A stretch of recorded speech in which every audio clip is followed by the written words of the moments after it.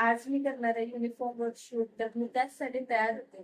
गाणे आणि रात्रीचं भात होतं, त्याला फ्राय केलं, तर नाश्ता करूनच जावं. तर आम्ही नाश्ता करते.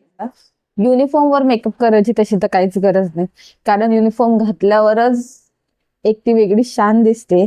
पण ऊन आहे बाहेर, थोडस तयारी करूया, थोडीशी कस नॉर्मल, बाकी काही नाही. काहीतरी नवीन हेअरस्टाईल घालायची आहे. म्हणजे नवीन तर नाही, पण मी आधी पण घातली आहे, तर सेम तीच हेअरस्टाईल मी आज करणार आहे.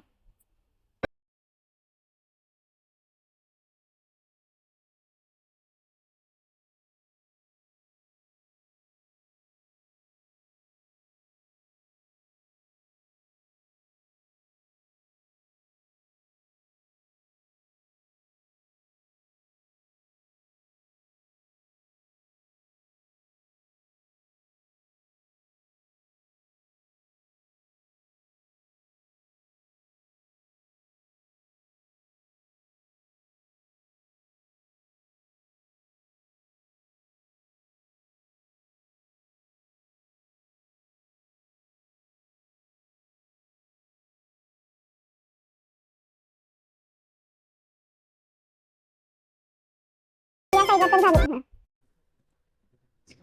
या साईडची हेअरस्टाईल तर झाली, सेम हीच मी साईडला हेअरस्टाईल घालून होती, आता बंद काढून ठेवूया.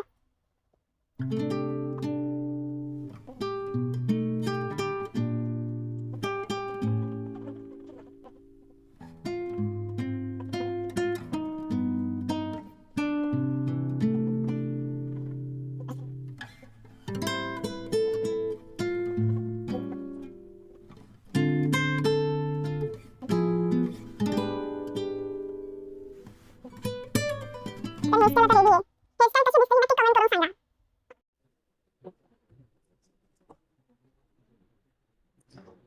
युनिफॉर्म छान प्रेस करून आणला. आता याला मोपो नेम प्लेट लावून घेऊ. आधीचा पण होता, पण तो काल मी घातला होता. आता याला छान प्रेस करून आणलं, हाच घालणार आहे.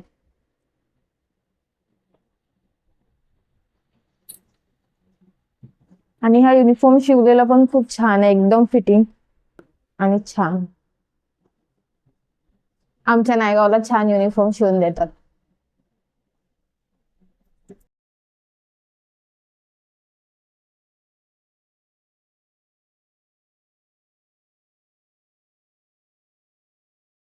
साफ करावं लागेल. तोच चमक लावायचा. हे शूज पुसून होतं.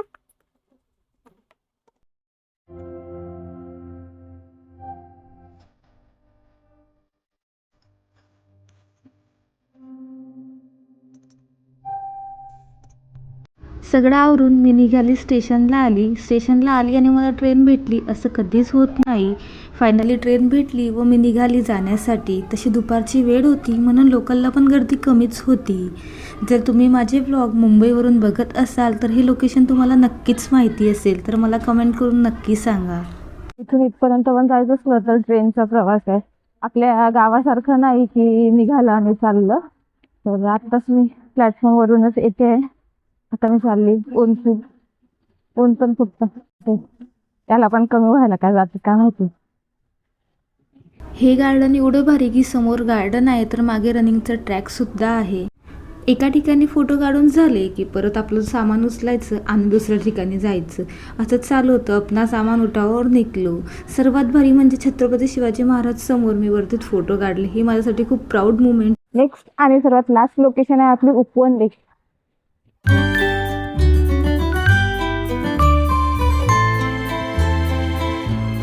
आपलं उपवन लेक. उपवनला फोटो वगैरे काढू. ऊन पण खूप तापते आहे. बाहेरचं वातावरण दाखवते कसं आहे उपवनचं. तर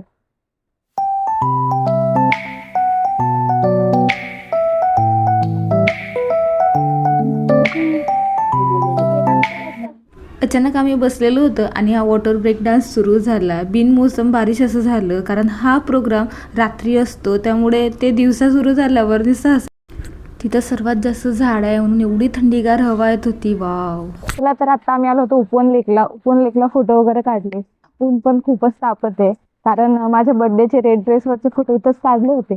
तर म्हटलं आता इथंच काढावं.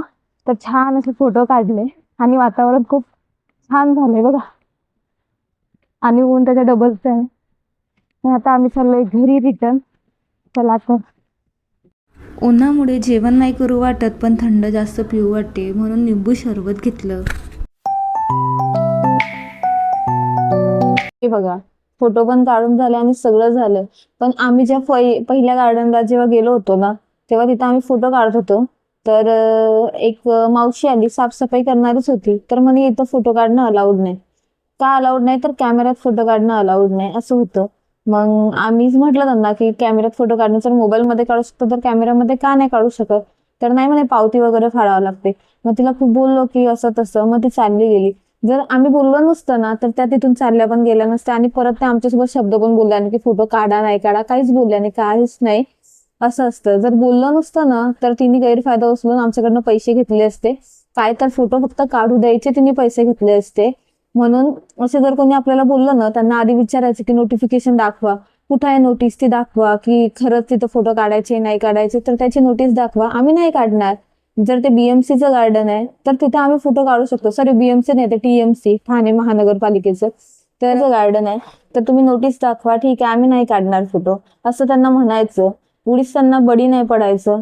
म्हणून काही काही लोक असे पण असतात, वाईट पण समजतात. आणि ऍक्च्युली मध्ये तर मी तर युनिफॉर्म मध्ये होती, तर त्यांना बोलायचा काही अधिकार पण नव्हता, तरीही त्या बोलल्या असं. म्हणून लोकांचं ऐकून नाही घ्यायचं जास्त. छान असा फोटोशूट झाला आणि आता मी घरी आली. आता जरा रिलॅक्स वाटते युनिफॉर्म काढून ठेवला तर, कारण बाहेर ऊन पण खूप तापते. मी भरती झाली तेव्हापासून माझं होतं की मला शूट करायचं आहे, पण गावाकडे काही मी शूट केला नाही. आणि नंतर ट्रेनिंग वगैरे मला टाइमच भेटला नाही, असं पण म्हटलं चालते. पण आज मी छान छान असे फोटो काढ. तुम्हाला जर फोटो बघायचे असतील तर माझ्या इन्स्टा आय डीला जा आणि तिथं तुम्ही बघू शकता, छान छान असे फोटो आहेत खरं तर. आणि मला सजेस्ट करा नेक्स्ट व्लॉग मी कशावर बनवू काय, तर नक्की सांगा. छान असा फोटोशूट झाला, मनाला पण शांतता भेटली. आता मला ड्युटीला जायचं आहे, पण काही टेन्शन नाही, फक्त जेवण बनवायचं आहे आणि ड्युटीला जायला निघायचं आहे. मला ड्युटीला जायचं होतं तर एवढा काही लोड नव्हता, कारण मला बनवायच्या होत्या फक्त चपात्या आणि माझी मैत्रीण बनवून आणणार होती. आम्ही कालच ठरवलं होतं की तू भाजी आणि मी चपात्या आणि असं आम्ही ठरवलं होतं. तर मी आता चपात्या बनवून माझ्या झाल्या आहे आणि आता मी ड्युटीची तयारी करेल, ड्युटीला जाईल.